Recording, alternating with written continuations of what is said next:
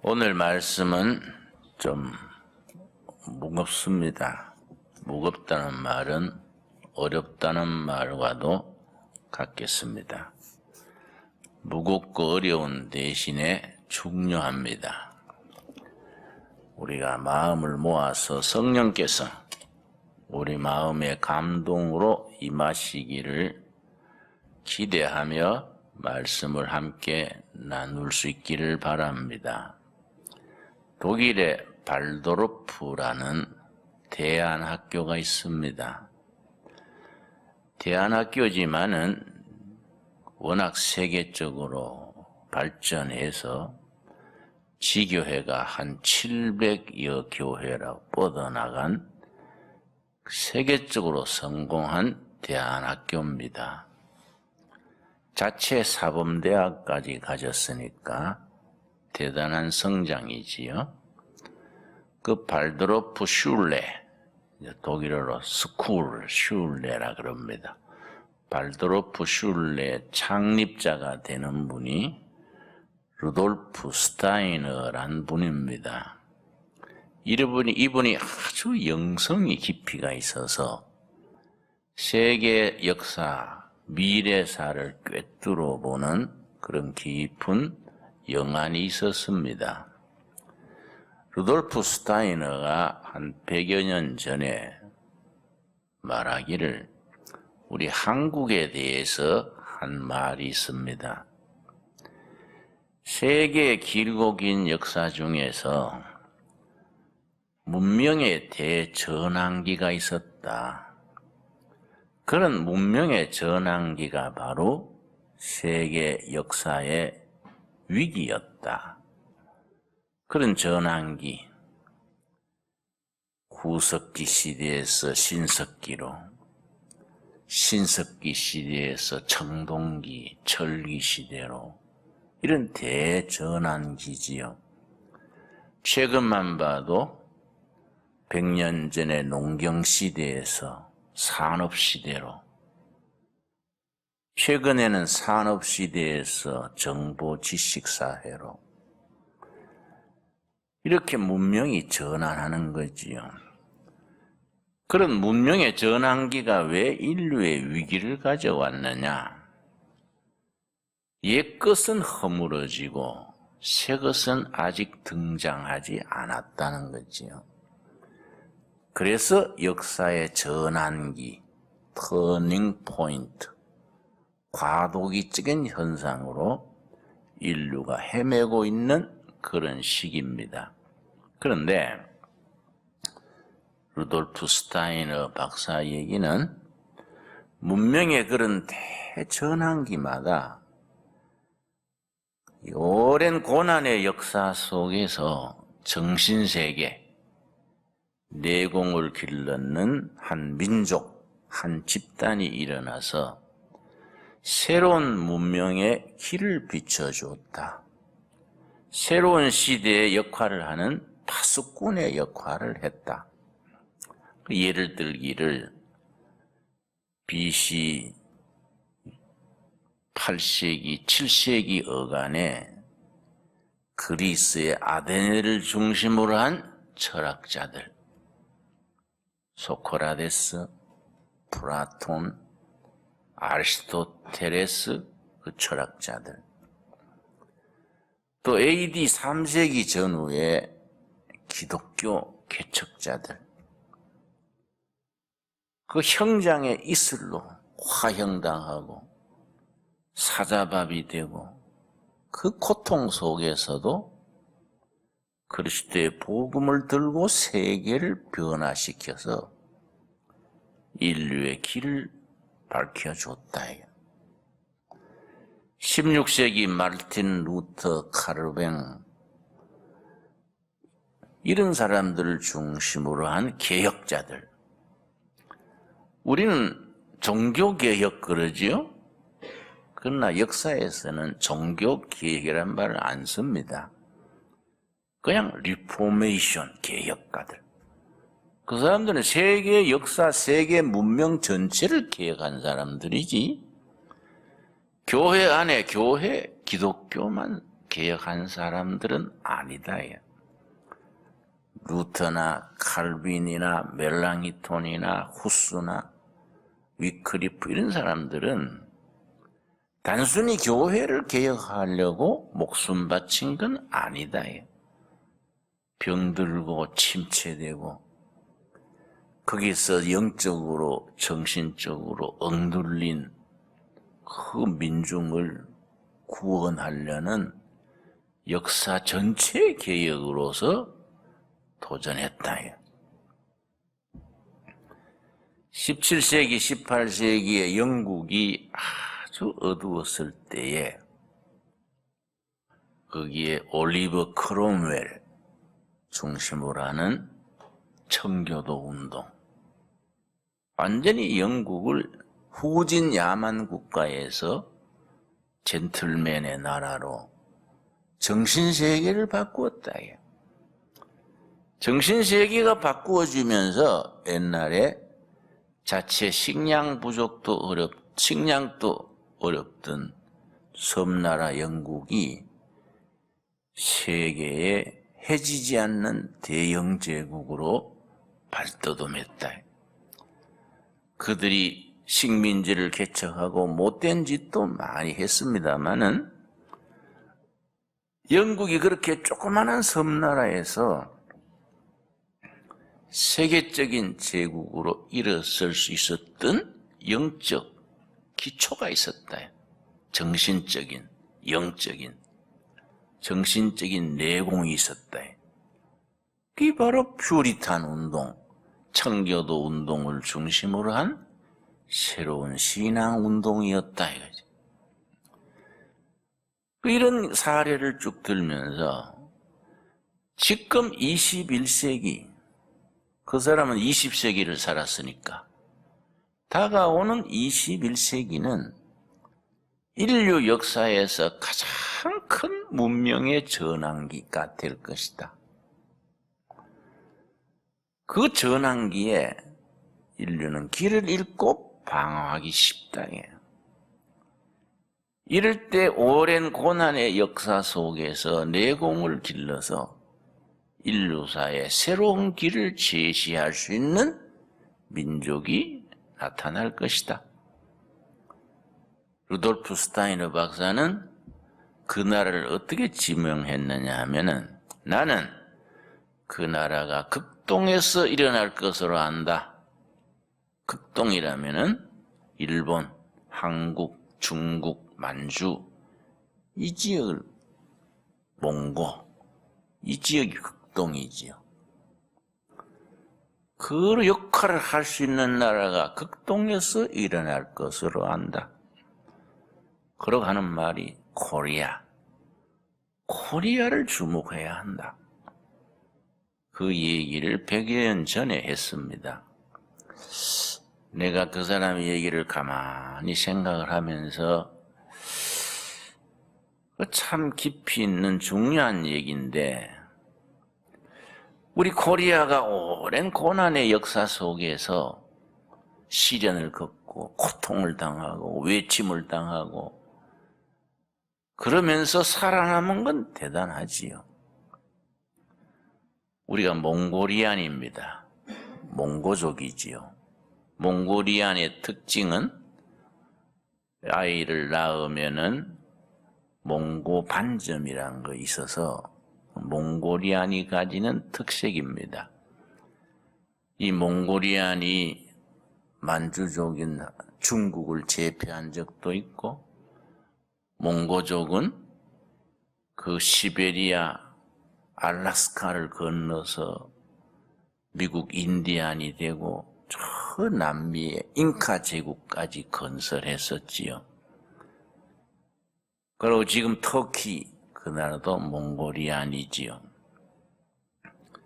근데 몽고리안 중에서 늘 끊임없이 좌절과 고난의 역사 속에서 다시 일어나서 재기하고 도전하고 제대로 살아남은 국가는 코리아다요. 코리아. 오랜 고난의 역사 속에서 내공을 길러서 민족의 저력을 쌓아왔다 이거예요. 그럼 그 코리아가 루돌프 스타이너 박사가 얘기하는 것처럼 21세기의 새로운 문명에 기치를 올릴 수 있는 그런 역할을 한다 치면 뭘로 할 수 있을 것인가? 현실적으로 우리가 생각을 해봐야 하지요. 나하고 74년, 75년 정치범으로 감옥을 같이 살았던 동료 중에 김지하라는 시인이 있습니다. 감옥을 살 때는 그는 캐톨릭이었습니다.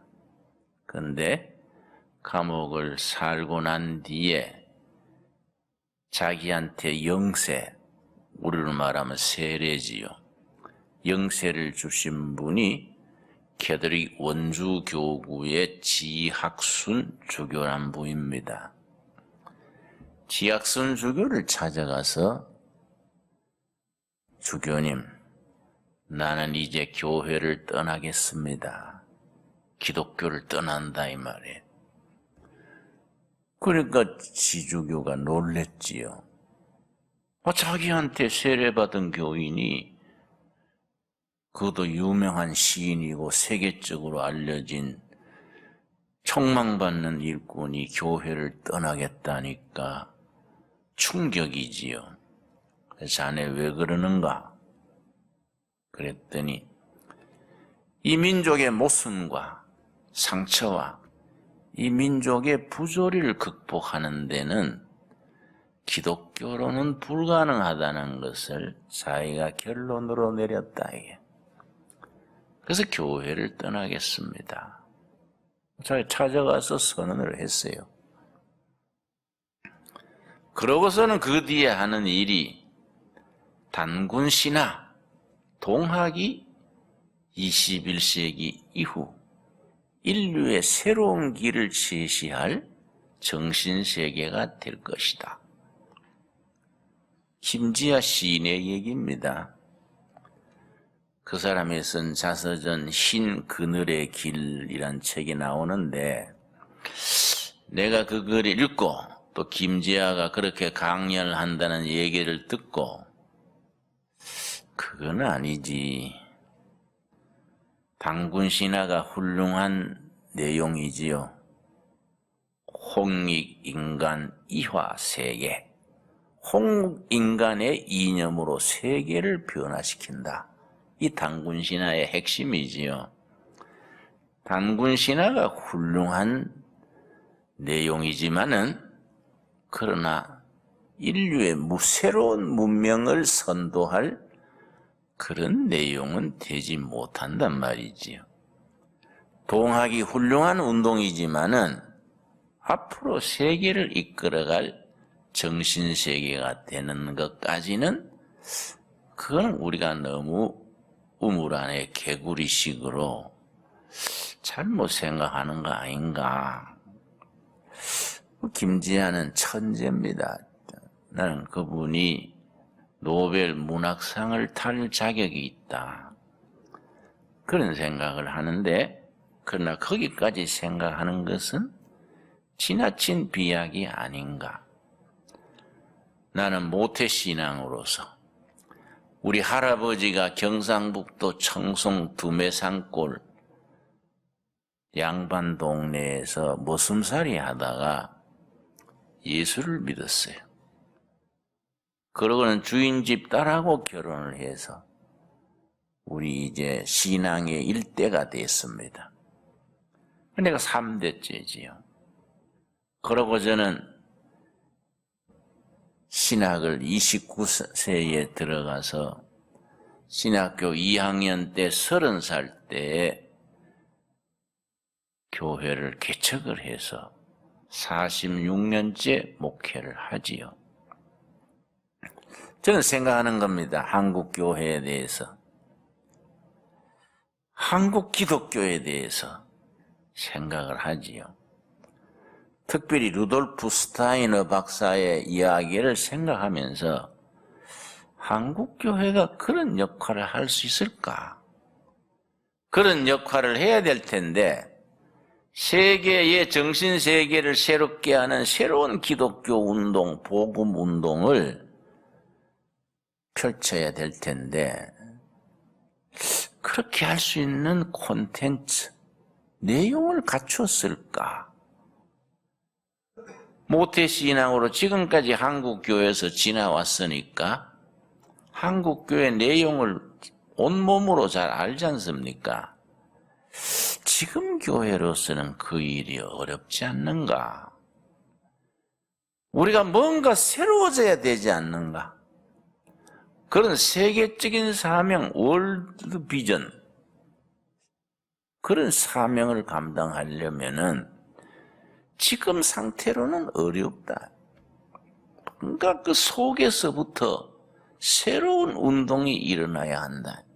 오늘 읽은 본문 말씀 이사야 61장 1절에 보면은 61장 1절 해마다 우리 교회 창립 이래는 꼭 이 말씀을 계속 읽어왔습니다. 여호와의 영 성령이 내게 내리셨으니 이는 여호와께서 우리께 기름을 부으사 가난한 자들에게 아름다운 소식을 전하게 하려 하시고 내게 기름을 부으사 기름 부었다는 것은 두 가지 의미를 가집니다. 성령이 우리에게 임해서 기름 부었다는 것은 사명을 줬다는 말입니다. 둘째, 사명을 주고 그 사명을 감당할 수 있는 능력을 함께 줬다는 겁니다. 사명감만 있고 능력이 없으면 무용지물이지요. 능력은 있는데 사명과 비전이 분명하지 못하면 그 능력을 낭비하게 되지요.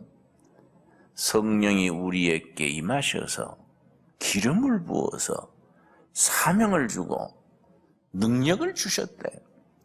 무슨 일을 하는 능력이고 사명이냐? 가난한 자들에게 아름다운 소식을 전하게 하고 눌린 자를 자유케 하고 길 잃은 자들에게 길을 찾아주고 낙심하는 자들에게 희망을 주는 복음의 능력을 실천하는 그런 사명이지요. 여러분, 지난 주간은 3.1절이 97주년 되는 주간입니다.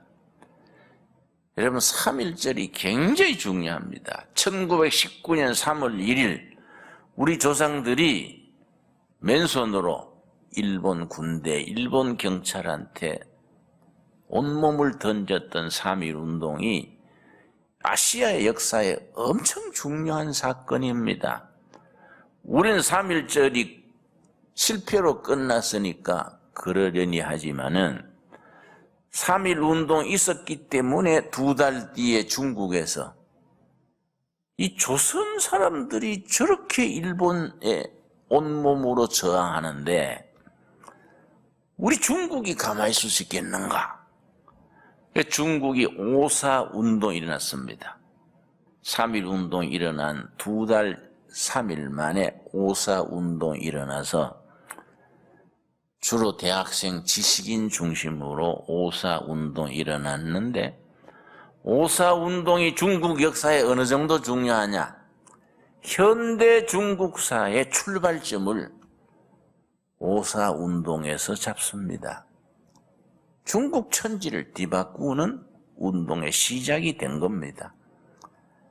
또 그해 가을에는 말레이시아 서양 제국주의의 지배를 받던 말레이시아 독립운동이 시작이 되고 영국의 지배받는 인도가 움직이기 시작했습니다.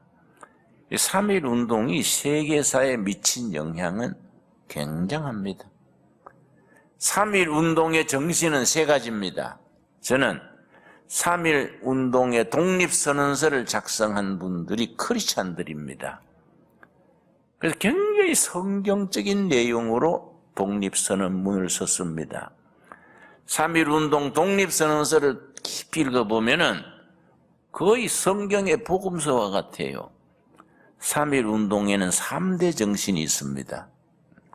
자주, 독립정신, 자유, 독립, 자주정신.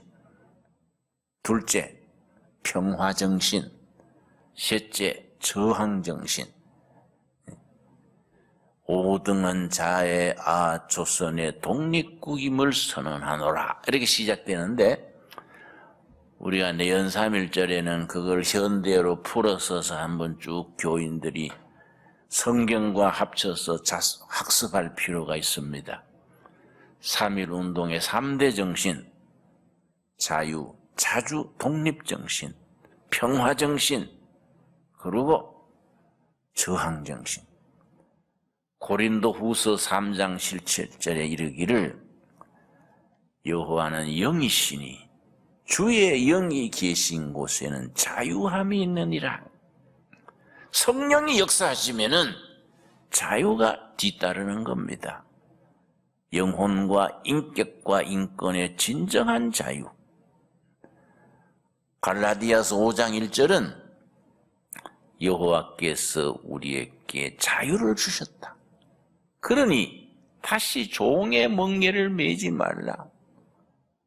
신앙인은 철저하게 자유를 누리는 사람들입니다. 어떤 사상, 어떤 종교, 어떤 이데올로기, 어떤 사람에게도 예속되지 아니하고 하나님 앞에서 당당하게 자기 자신의 자유함을 누리는 사람들이 크리스찬입니다. 크리스찬 한 명 한 명이 예수님의 대리인이고 하늘나라의 일꾼이고 한 명 한 명이 새로운 시대의 선두주자입니다. 3.1운동의 두 번째 정신은 평화정신이지요. 인도의 마하트마 간디의 무저항운동, 평화운동 일어나기 전에 조선반도에서 일본의 총칼 앞에 우리는 평화적으로 맞아 죽어도 좋다, 총살당해도 좋다, 평화로서 우리는 조국을 찾겠다. 온 민중의 평화운동이 일어났지요. 일본 경찰이 그렇게 무자비하게 떼지고 쏘고 죽여도 그냥 순한 양같이 저항했지요. 마태복음 5장 8절에 이르기를 화평케 하는 자는 복이 있도다. 저희를 하나님의 자녀라 일컬을 것이다. 화평케 하는 자, 영어 성경에는 피스메이커입니다. 평화를 만들어내는 사람, 평화를 누리는 사람이 아니고 평화를 만드는 사람이에요. 평화를 만드는 사람은 복이 있다. 저들이 하나님의 자녀라고 인정받게 될 것이다. 자기가 평화를 누리고 잘 살고 잘 먹는 사람들이 아니라 다른 사람이 잠잘 자고 평화롭고 누리게 하기 위해서 자기는 희생하고 잠 못 자고 헌신하고 고난을 스스로 선택하는 사람들, 피스메이커, 화평케 하는 자. 그 사람들이 하나님의 자녀들이다. 우리 한국 교인들이 그런 정신을 몸으로 익혀서 실천할 때에 한국 교회는 새로워지는 거이지요. 세 번째 저항 정신이지요. 레지스탕스, 불의에 대해서, 부정에 대해서, 억압에 대해서 저항하는 거이죠. 그래서 에베소서 6장 10절부터 보면은 너희가 하나님의 전신갑주를 입고 대적해라. 세상의 불의한 세력에 대해서 레지스트하라. 저항하라. 크리스찬은 하나님의 뜻에 어그러지는 체제, 정치, 사회, 억압에 대해서 저항해야죠. 뭘로 저항하느냐?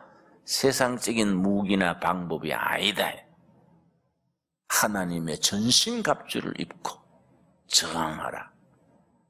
기독교 2000년 역사는 그 시대에 부패하고 인간을 억압하고 인간을 인간답지 못하게 억누르는 모든 제도, 질서, 가치관에 저항한 역사지요.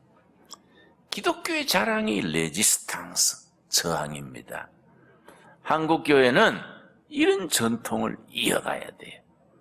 이런 전통을 이어가서 새로운 시대를 만들고 새로운 한국교회를 만들고 새로운 아시아를 건설하고 세계 선교에 기치를 올리는 그런 사명을 감당해야 합니다.